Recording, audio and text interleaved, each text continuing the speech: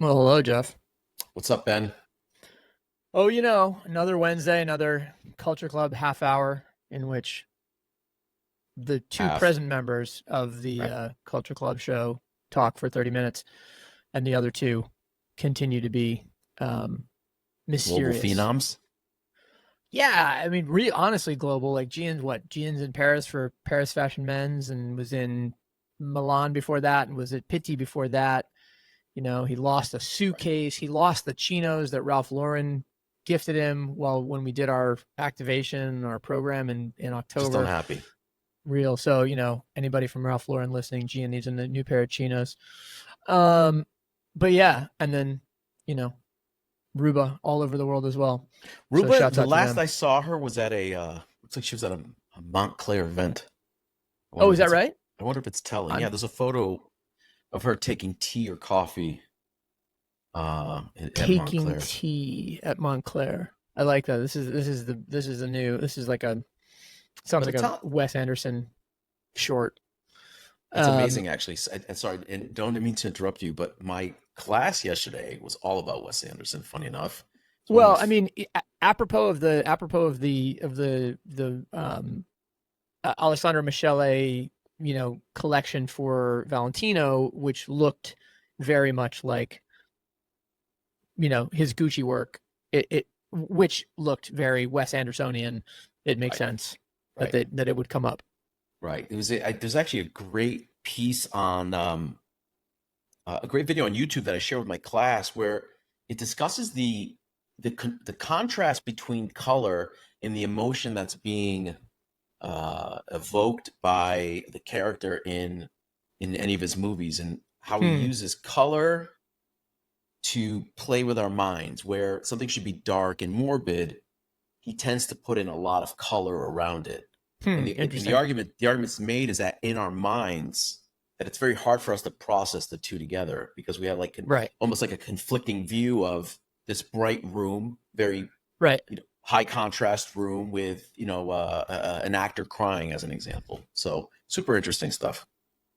Let's go. I mean, this is the world we live in, right? Is a high contrast one. One I've of poles, of opposites, of binaries, of high contrast. I just think that high contrast people pay attention. That's all.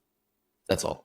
There's a Yeah. No. reason Yeah. Makes sense. There's a Makes sense. reason why these things pop out. But I Well, mean, it's an West, evolution. It's an evolutionary thing. I mean, it's like the shapes that pop out in high contrast from the scenery are ones that are likely to be dangerous to you.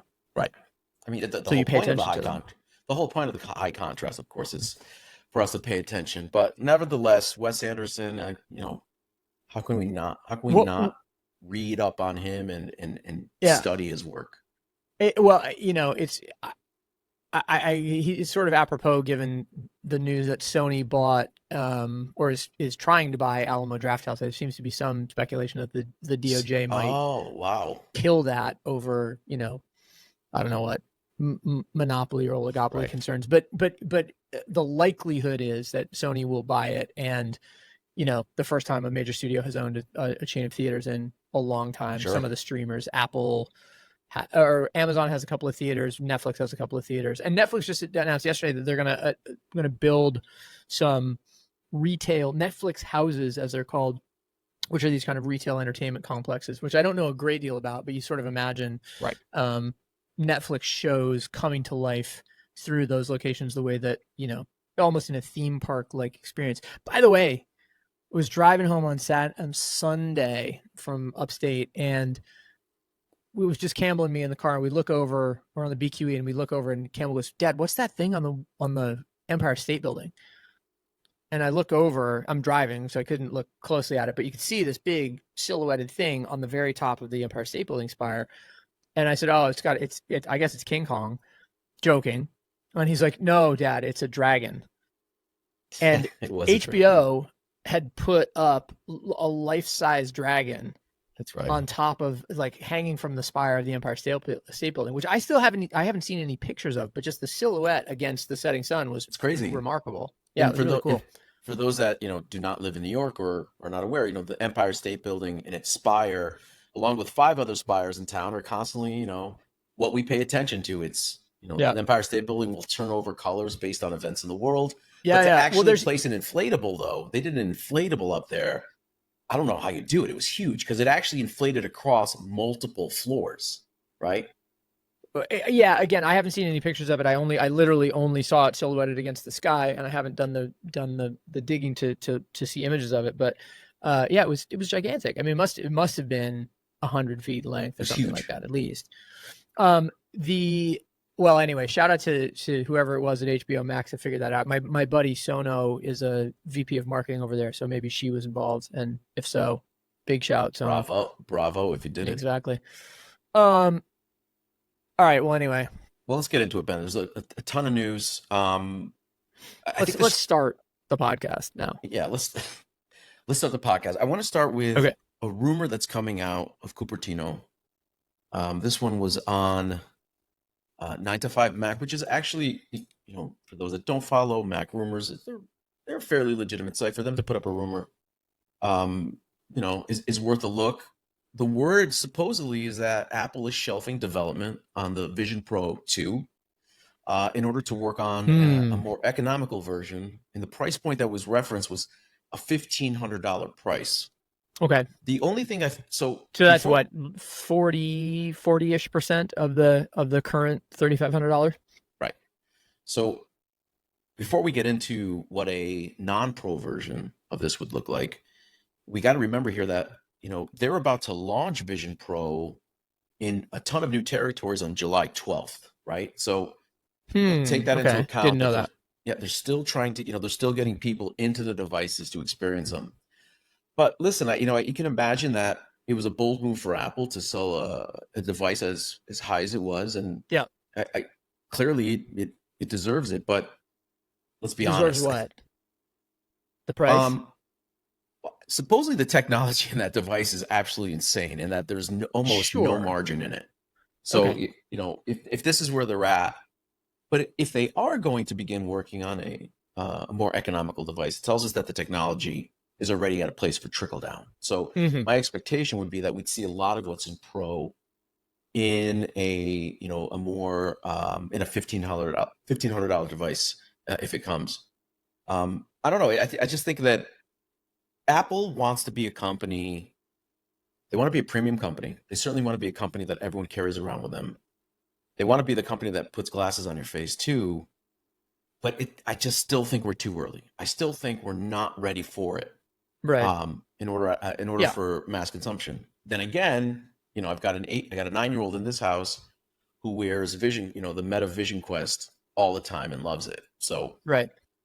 Yeah, I'm very bearish on all of this stuff just because it anything that intermediates your physical, capability to interact with the world, I think is starting from a place of weakness. But what did you think of like Google Glass? Remember Google Glass some time ago? I thought it was stupid. I mean, but it wasn't a headset, right? It was just a it just frame. No, but it felt like all of these things feel like party tricks or solo experiences, like and to be designed as such. So it's to me, dressing these things up as means to interact with the world just feels like duplicitous. Right. And look, the reason we have sleep deprivation tanks, the reason we have, home theaters, the reason we have all these things is sometimes you want to just isolate and be by yourself. So be it. But like that to me is not a proliferation or a proliferative use case. By the way, I don't know if proliferative is a word. I've been making up words these last 24 hours or so. Well, you have used the word bearish 2 weeks in a row.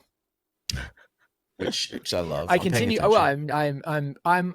As people know, I'm a glass half full person. So I mean, generally speaking, I am bullish about most things, but there are certain things I am bearish about. I have to out myself as a part-time bear. Let's keep going on this tech thing for a second. I'm much more of an otter. It's funny though. Actually, I don't think you're not that bearish on a lot of things. So I'm not bearish. I'm not bearish on most things. Right. I'm pretty bullish. Generally speaking, I think things are going to be all right. I think the kids are going to be all right. I do too. Honestly, We're like going to that's work my it out. biggest fear. As long as the kids have figured it out a little bit, I'm happy. Yeah. But just more on tech news and kids and teenagers specifically. I don't know if you saw the news of the Surgeon General of the United States. The segue we were waiting for here. It's a good one. Surgeon General of the United States coming out saying that he wants to put warning labels, safety labels on social media. This is quite I don't even know how to say it. Like, we just never seen tech hit like this.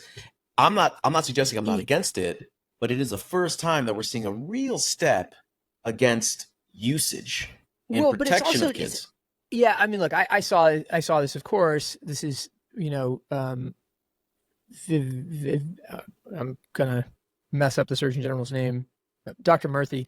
He he suggested these warning labels for social media. He talks about the experience of his kids, and so we get it. And my kids are a little older and have kind of gone through. They've run through the gauntlet. At least I'd like to hope so. And yours are much younger, and I can understand why they would be worry about their susceptibility, particularly if they're running around in Vision Quest Pro all the time.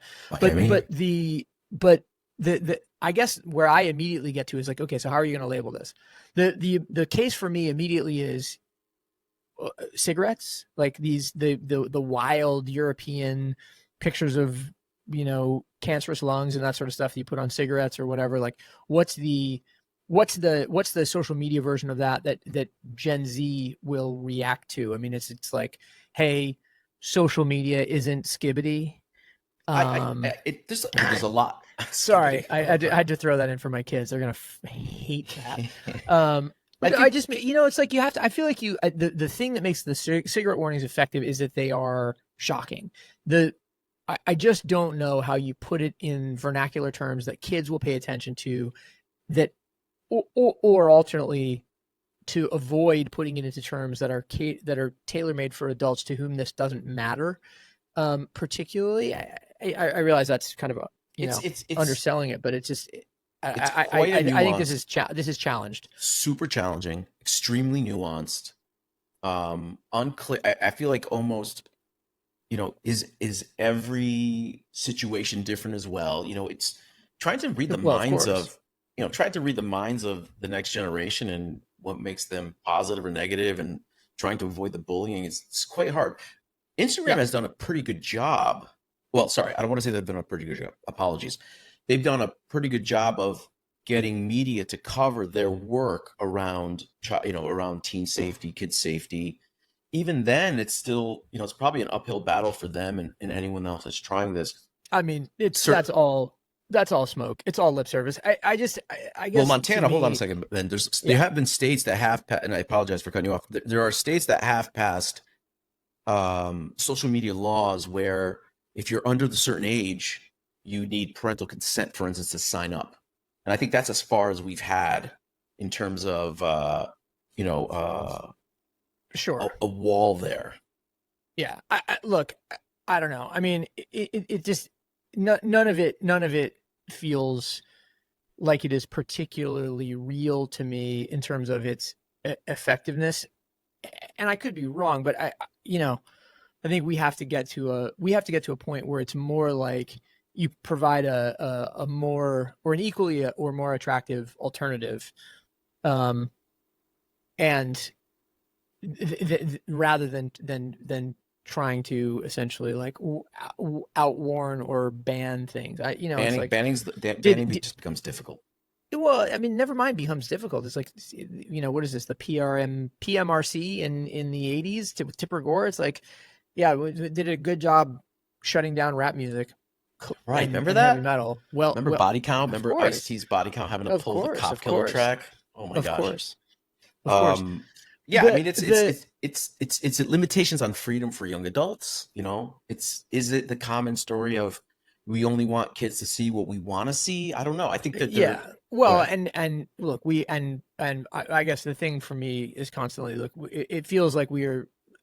These are adults, particularly young adults, millennials, and older Zs, millennials really, like reflecting their own anxieties back onto their children and presuming that their children are experiencing all of these things the same way that that they do, and it's just not true. Right. It just Right. it can't be true. And the more you try to make it true, the more desperate and ridiculous you sound. You certainly, So even our generation, there's always been a generation above us that's always tried to let us carve away in the view that they have. Yeah. Right. And kids need to of figure course. things out. But let's be Of clear course. here. We're not talking. Ben and I are not in any way, advocating for the dark side of what's happening. And certainly, if you feel like you're in trouble, you should receive help. But Yeah, of course. Sorry, there's nothing to make there. But I guess more of the point is like what we're trying to talk about this at a level of, where the rubber actually meets the road, not statements that are made for the sake of, headlines or, platitudes that are made for virtue signaling or whatever. It's like, okay, so how are you actually going to do this? When my son, who is 17, can walk into a bodega and buy a 6-pack of beer. No, I mean, he brought some beer home the other day. I was like, where'd you get the beer? He's like, I bought it. What? How did you buy it? I bought it. Nobody asked you for ID? No. I mean, he okay. Campbell then is clearly, yeah, tall doesn't make okay. That's tall and old are not the same thing. He looks mature.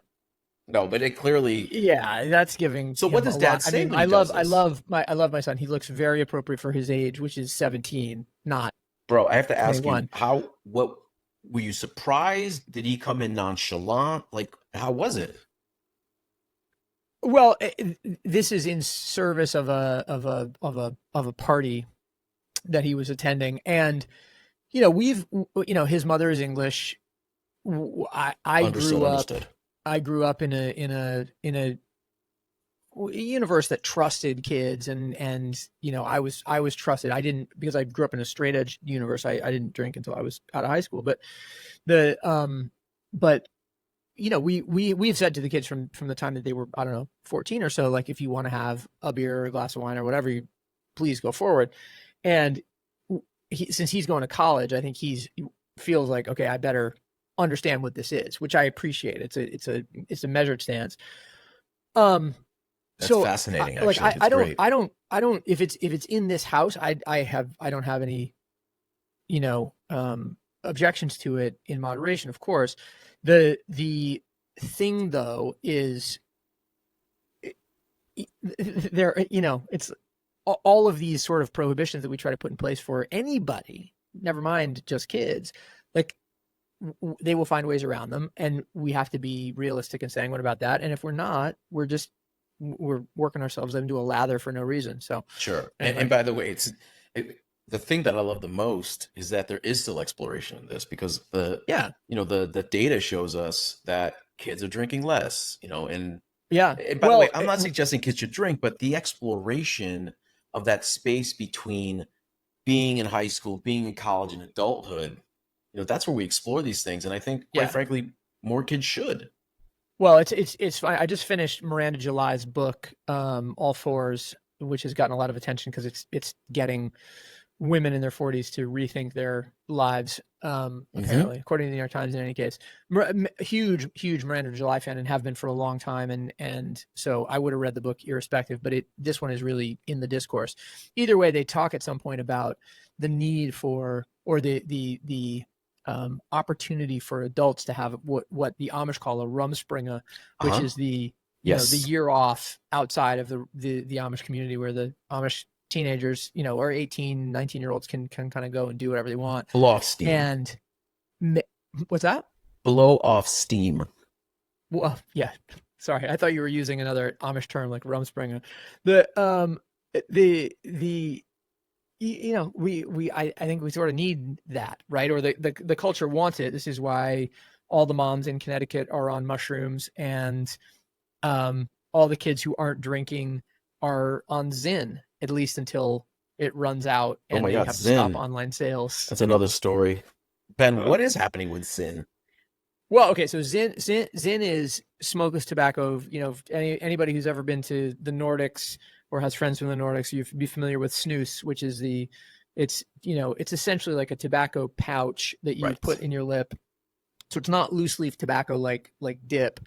The scourge of our high school years, or the scourge of baseball games everywhere. Sure. But so snus is tobacco. Zyn, as I understand it, because I've never used it, takes that principle to the next level. It is a nicotine pouch that uses concentrated nicotine, much in the same way as nicotine gum or nicotine patches or whatever.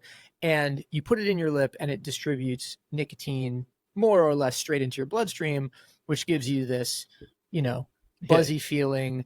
Big buzz. Sharpens, some people would say sharpens your mind, acts as a stimulant, wakes you up, these sorts of things. Again, my experience with tobacco has never been positive, so I just don't, I don't use it. I don't have any interest. But young people, 25, 20s and 30s, and It's quite popular. I think some high school kids, my kids say as well, it's out there. So much so that there is now a shortage. And Zyn this week announced that they're no longer going to sell online, or had to shut their online store down, at least temporarily. I also got served an ad this morning for a new one called Frey, F-R-E, or maybe it's free, who knows, but Free or Frey, that's clearly stepping into the space. So this is like a real growth kind of big category market. Smokeless tobacco has been, right?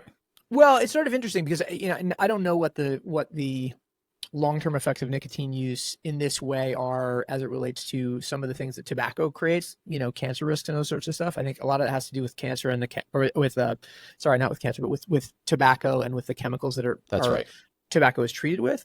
So I don't know whether these nicotine patches have any of the same risk, but what they do have a risk of for sure is addiction. Now, it is not controversial to say I am addicted to caffeine. Right. And getting off caffeine would be, I've done it a couple of times in my life, and it's Can I ask you a question, Ben? I've done it too. Sucks, though. I've done it as well. But every time I did it, by the end of it, I'm asking myself, why did I stop caffeine? I didn't feel like my life was better or worse because I removed it. Did you feel any benefits from it? Well, I mean, I definitely felt crippling headaches for about 4 or 5 days. And then after that, it was whatever. It was fine. I mean, yeah. Anyway, it's coffee. Well, I guess this is kind of the point, right? It's like this. So have these sort of smokeless tobacco nicotine or smokeless nicotine pouches cracked the code on the acceptable and potentially even productive addiction to this substance, because doesn't come with the cancer risks. It doesn't come with the bad breath and the smelly clothes and right. That is in story. I want to be clear here. Litter and whatever else. I want to be clear here. The impact of Zyn in the body is less than, say, a normal cigarette. Am I to understand that Zyn is a safer alternative? Well, safer and less effective are two different things. The safer I believe that it doesn't have some of the same like cancer-causing effects that tobacco does, because it's not treated in the same way as tobacco is with chemicals. That being said, as I've heard it described, and again, I haven't used this stuff, so I don't know, but as I've heard it described, the punch that it packs, so to speak, is quite strong, equal to or greater than cigarettes, and which is partially why the risk of addiction is so great, is that you're mainlining the fun up until the point that you can't not mainline the fun. I've done one packet or snooze, as you say, and I remember standing still, having it in my mouth, just effectively talking to somebody, and then taking one step and almost completely falling over, because that was it. It's always my experience with tobacco as well. Right? It makes me dizzy, which I don't like. I don't like it at all. So it took me someplace, but I mean, Zyn is what I don't understand is, if you're a company like Zyn, you clearly making a product that there is demand. What is the shortage? Is it a chemical? I think it's an interesting story. Yeah, that's a good point. I don't know. I mean, the newsletter writer Emily Sundberg posted a photo recently of her Zyn haul that she had collected prior to the online store being shut off, and she had maybe 15 different flavors. Oh wow! So they took the La Croix Approach. angle and just overproduced on flavors, and Sure. they really should have just stuck to lemon lime, so They to went speak. crazy on flavors, man. They've come up with some nutty stuff, coconut vanilla, like I was down in down in Austin yesterday on a day trip, and I was at an agency that I do some work with, and they had a fridge full of Poppy, the alternative soda, which had Poppy or Olipop. well, they had, funny enough, they had both, but I had never had any Poppy until yesterday. How was it? And I didn't like it. I didn't like it. Sorry, I what's had what's their sort of it's corner it's on the the same market? as Olipop. It's lower sugar, gut health, probiotic, Right. this sort of stuff. And I was just like, I don't know. To me, it just doesn't taste good. It tastes artificially sweetened, even though I don't think it is. And I don't know. Did you I'm try an over Olipop? I've had Olipop too. Yeah, I'm over all of Olipop I that stuff. love. It just really, I don't like the I sweetness think profile at all. there's not their soda, but some of the other flavors are just great. I don't know. But I'm not a real flavor guy technically for like drinks. I do like a Sundrift as an example. A lot of people just give don't me a like water. Like I'm less a flavor guy. I'm more a bubbles guy. Sundrift. Me Like too. big bubble, small bubble. This is What do you this is prefer? the thing I want to debate. What do you prefer? Oh, I like all bubbles. The water that I prefer though is called Vichy Catalan, and it's from Catalonia, sort of the northeastern Spain, and it's from Catalonia, which is not northeastern Spain according to Catalonians, but as we would look at a map, you might Yeah. identify it that way. Right. But it is slightly salty, big bubbles, very dry on the palate. That stuff with ice and lemon is just That's your tops. the best thing. And my great regret about not being in Cannes for Cannes Lions this week is that we then go on a trip to Catalonia typically afterwards, and I get to drink as much of Vichy Catalan as I want, which is just the best. That's It's great. heaven. I love that stuff. I'm personally on a Pellegrino kick right now, but if I'm working Interesting. out, Okay. I like a Topo Chico bubble. which By is the a little way, bigger. I bought a bottle of Perrier at the airport the other day, which was called Maison Perrier, Oh no. and I think was some sort of different extrapolation of the Perrier liquid, perhaps one that has more or less fine bubbles, whatever the case is. I just love the fact that we've gone from, in our lifetime, absorbing the idea that bottled water could be a thing, period, to now like having unlimited bubble size. Sure. And we all get into this in terms of a discussion of microns and bubble size. Yeah, totally. It's, by the way, speaking of con, probably the last thing we want to talk about, and then I want to talk about premium long grain rices for sushi. We can do that another time. Okay, well, Really we've in got this- 2 minutes. This is going to be a big transition. So We're not let's going go. to transition to that, but really quickly, just to bring it back to con for a second, as you know, for those that are not familiar, this week is really ad week. Everyone's out there, all of the big networks, all of the big streamers are there, wheeling a deal, deals get made. It really is a place where conversation and handshakes get made.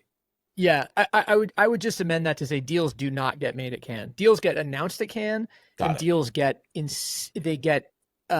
created at Cannes, but they Got it. don't get made. Let's be clear. Just let's be honest about that. Well, Ben, you certainly have much more experience than I Oh, do. yeah, no, I have a lot of experience. But Elon Musk, like most network heads, is heading out as well. And word on the street is he's taking these meetings. Now, it's not surprising that he's taking meetings. He's taking it where it is. He's talking to Target and NFL and plenty of other marketers, of course, for the reason to try to bring more advertisers back to the platform.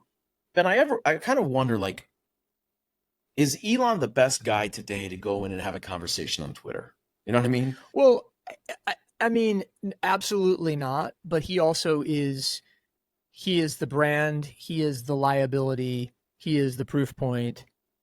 And he seems to be the only person that knows what's going on. And so to a certain extent, he's the only person that can speak to it. He absolutely shouldn't, but he's put himself in those other three chairs at the same time, so he can't not be. Right. As far as to I'm me, concerned. it's just the amount of shit he's working on is just outrageous, and being able to cover. Yeah. This. Well, so I've read from three or four different, or have read or have heard three or four different, let's call it informed points of view in the last 3 or 4 days say Twitter is better than it has ever been right now. So there, part of also his presence there may be as a sort of a signal, like, okay, forget all that other stuff for a second, the stuff that has happened over the last year, look at it now, because actually now it's different. Super valuable. Well, or not, maybe not even different, but like super valuable. And we can be the judges of whether that's true or not, but that's probably the argument. We know that a lot of scientists, researchers, academics, journalists, for the most part, use the platform not only for conversation but also for knowledge gaining. And quite frankly, I'm happy to hear that. Twitter to me got a little bit nasty, and I didn't really want to leave it. But not leave it. I never left it, but I paused my work there, or just talking there. But there is, in my opinion, no other platform that allows you this kind of contextual conversation, right? You can do it in an Instagram comment or a Facebook comment. That's still too much, right? I don't need to look at a photo. I want to have a conversation around a subject matter that's in prose, in my opinion. So yeah, I think it's it funny is valuable. You should say that.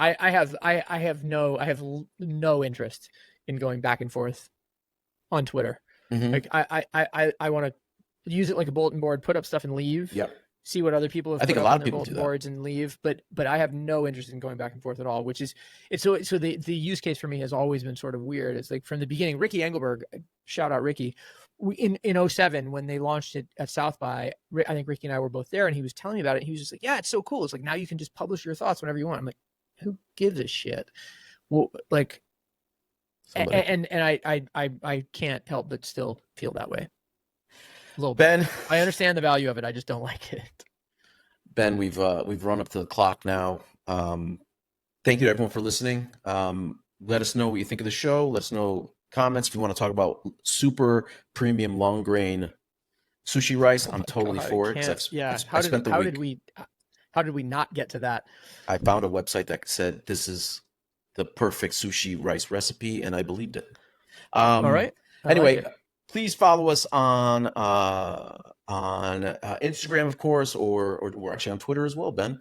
And certainly follow us on YouTube or Spotify or wherever you hear. Go ahead. Oh, I was just going to say, sorry, I didn't mean to cut off your dulcet tones there.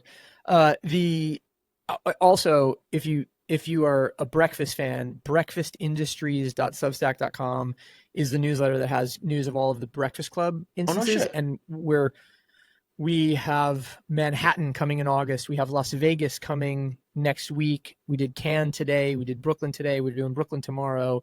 We did Mexico City today. We did Hamptons today. We did Athens last Friday. So take a look at breakfastindustries.substack.com because you can come and have breakfast. And they'll have a conversation very much like this one. Hey, maybe I should open Miami. And not talk about rice. Yeah, Jeff, I'm waiting for you to start it. I'm a dummy. I should have done it sooner. Anyway, Ben. Trying to tell you. Enjoy your week, bud. All right, bud. You too.